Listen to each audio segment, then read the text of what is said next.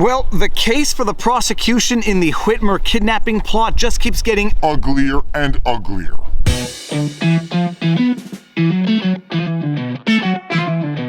Viva Frei, Montreal litigator turned YouTuber. I don't have my office today. I was also doing some manual labor, so you might see a stain on my shirt. Setting all of that aside, there have been yet again more updates in the Governor Gretchen Whitmer kidnapping plot, and my goodness is the prosecution getting uglier and uglier. 30,000-foot overview for those of you who've been living under a judicial rock, or for those of you who haven't seen my previous vlogs on the subject. Governor Gretchen Whitmer is the governor of Michigan, and she has faced some scrutiny, to say the least, for the manner in which she has dealt with the coronavirus pandemic. She has faced some criticism for seemingly not following the very same rules she had imposed on her citizenry. She faced some criticism for enacting policies that arguably, but probably not arguably, led to the excess deaths of thousands of people in long-term healthcare facilities. And she has faced some criticism for ostensibly threatening the sitting president of the United States of America when she did a television appearance, and in the bottom right-hand corner of her screen, it said 8645, which some people mean to cancel the president, and cancel not in the technical sense. I have done breakdown vlogs on all of these subjects, so go back and watch those videos if you want to see a more detailed explanation on any one of them, just to set that out there so that it can lay the framework for the idea that some people were so angry with Governor Gretchen Whitmer that they wanted to kidnap her.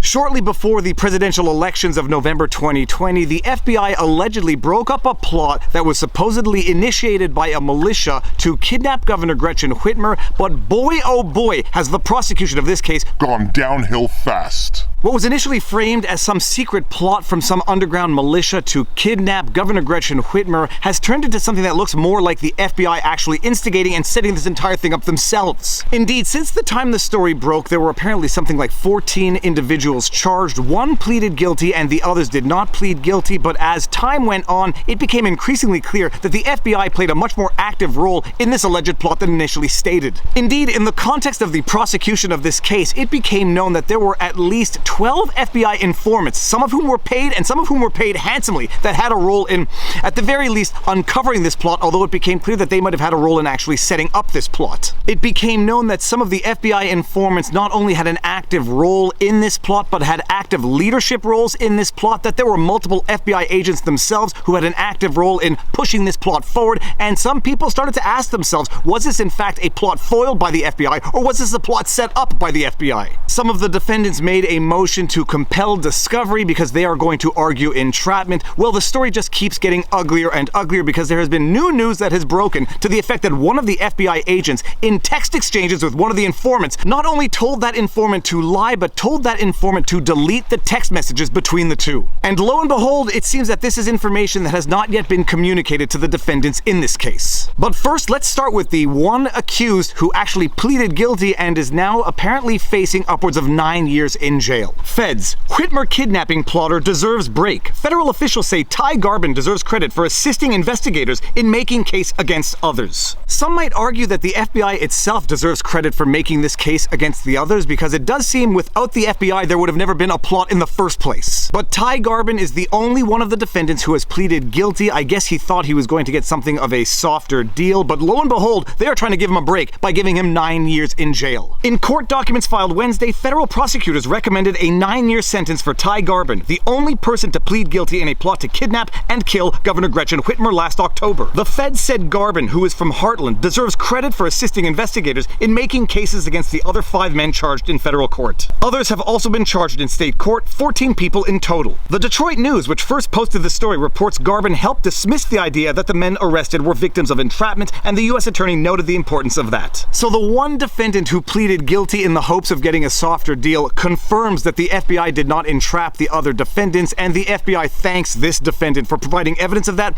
Well, the FBI has provided massive amounts of evidence that they did in fact entrap the defendants. But let's just let one thing sink in here. There are a total of 15 defendants, one of whom pleaded guilty. There are in fact more informants and FBI agents involved in this plot than actual defendants. There are more FBI agents and informants involved in this plot. They had active roles in leadership in this plot. They actively pushed the idea in this plot, and we are somehow led to believe believe that this one defendant who pleaded guilty can confirm that the FBI did not entrap the other defendants. And for all of Ty Garbin's hard work for confirming that the FBI did not entrap the other defendants, the feds are asking for 9 years in jail for this defendant, the only one who pleaded guilty. Something tells me he might regret his guilty plea at this point in time. But setting all of that aside, let's get into the newly disclosed and highly incriminating evidence that apparently one of the FBI agents involved in the case had text messages with one of the informants in the case, telling that informant to lie and then to delete the text messages between the two of them. Yep, absolutely nothing fishy going on there whatsoever, no entrapment whatsoever. This is just standard operating procedure when it comes to FBI agents, informants, and foiling a plot that they are seemingly orchestrating. Dark shadow cast on probe of Whitmer kidnap plot after FBI told informant to lie, delete texts, attorney says. Yeah, that is kind of one heck of a dark shadow, as if a dark shadow was not already cast on this entire prosecution given all the information we already knew to date. This is just the sugar on top, the cherry on the... You know what I mean. This is the thing. Grand Rapids, Michigan. The attorney for one of 6 men indicted in a plot to kidnap Governor Gretchen Whitmer said Friday, August 13, that an FBI special agent told an informant to lie and to delete text messages between them. Attorney Michael Hills, representing Brandon Caserta, asked a federal judge to order the government provide all communications between a paid informant identified only as, quote, Dan, end quote, and the FBI. This is something I've talked about in previous vlogs and in previous live streams with Robert Barnes. When it comes to the prosecution, the prosecutors have the positive obligation to communicate any potentially exculpatory evidence to the defendant in a prosecution. Not only does it not seem that the prosecution in this particular case failed to do so, when pushed on this issue, they say, nah, don't worry about it, we've communicated enough to you. The government has said it provided a significant amount of documentation and that the defense hasn't shown evidence of entrapment that would warrant release of additional materials. Now, full disclosure, I've said it before and I'll say it again, I am merely a Quebec attorney, and even in my practice, I never practiced criminal law, although I did study it in university.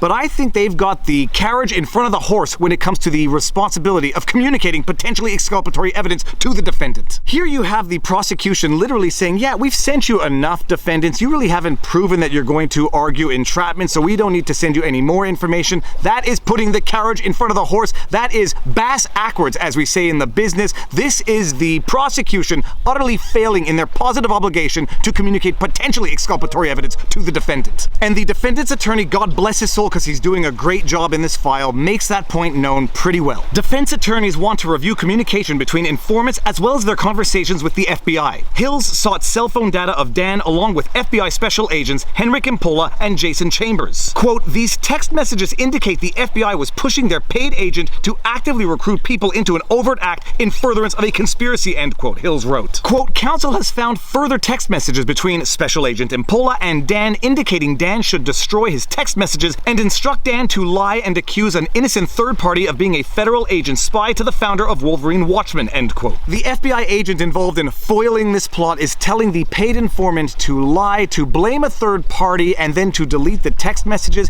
And I would like to just stop for a second and imagine what might have happened if this paid FBI informant accused a third party of being a special agent. What might have happened to that third party? But the ends justify the means, even if it means that the FBI itself has to set up a plot in order to foil it, if only to arrest 14 people for a crime they would have never committed but for the incitement of the FBI itself. Hills provided a transcript in which the FBI agent allegedly said, quote, copy, best thing to do is deny and accuse somebody else like Trent, end quote. Hills said the FBI agent also wrote, quote, be sure to delete these, end quote. Well, it would seem that the informant in fact neglected or forgot to delete those texts, and now the FBI is saying, yeah, this looks bad, but we don't really have to give you this information because it's not really necessary to your defense in this case. Quote, the defense need for this material at this point is self-evident. That is I'll be back in a few minutes.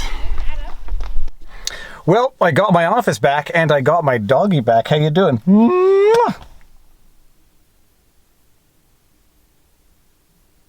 Quote, the defense need for this material at this point is self-evident. That is, for purposes of entrapment defense, credibility of government witnesses, the indicted defendant's own statements, and evidence of government methods and tactics, end quote, Hills wrote in the latest court filing. The defendant's position is quite clear, but wait until you see what the assistant U.S. attorney has to say in response. Assistant U.S. attorney Nils Kessler argued in a recent court filing the, quote, defendants were predisposed to join the kidnapping and explosive conspiracies and therefore will not be able to prove entrapment, end quote. Translation, the defendants will not be able to prove entrapment because the prosecution is going to fight tooth and nail not to communicate the documentation to the defendants that would help them prove entrapment. And I just love the way the assistant U.S. attorney describes this, that the defendants were predisposed to joining the plot, as if a predisposition to crime is now sufficient to convict people. This is straight out Minority Report stuff happening right here. The defendants were so predisposed to joining this plot that the FBI and its paid informants had to come in, set it up, instigate it, organize it, orchestrate all of it. Yeah, that's how predisposed the defendants were to violence. Defense attorney Christopher Gibbons, representing Adam Fox of Wyoming, says that government informants, quote, were originators of the criminal design in this case to the extent that a, quote, design ever existed, end quote. Caserta Fox, Barry Croft, Daniel Harris, and Caleb Franks await an October 12 trial in the U.S. District Court in Grand Rapids. A sixth defendant, Ty Garvin, awaits sentencing after pleading guilty to kidnap conspiracy. They were arrested in October 2020. Now, this is another one of those cases where my opinion and assessment of the case has changed entirely from my initial assessment as additional evidence has come out in the context of the prosecution. I am now going out on the limb, even though it is much more unlikely than it is likely, that these defendants are going to get acquitted and Ty Garvin is going to regret his guilty plea. That is my prediction. We'll see if it comes true, but Robert Barnes and I will definitely be discussing this during our next live stream. And if you like my videos, you like my content, please be sure to like, share, subscribe, hit the notification bell, and drop a comment in the comment section below because it feeds the algorithm.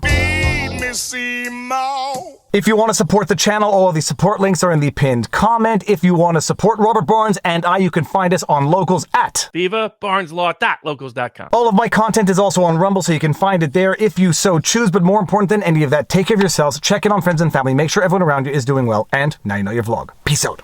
Booyah!